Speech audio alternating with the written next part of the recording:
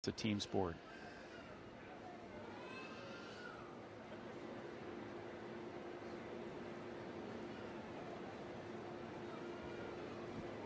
You see Mike Fincke on the right there, the pilot. He is flying.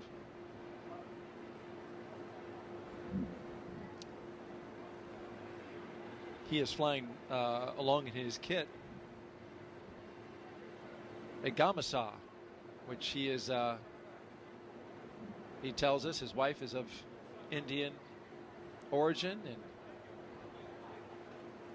the Gamusa is used in the state of Assam as kind of a scarf, and so he's taking that with him. He's taken a scarf from his side of the family, that side of the family, for all 4 of his flights. A token, certainly, of their blessing on this flight today, but also has sentimental purposes. Yeah, little bits and pieces of home that we can take along with us. And I mentioned that we're big into traditions and rituals and superstitions, and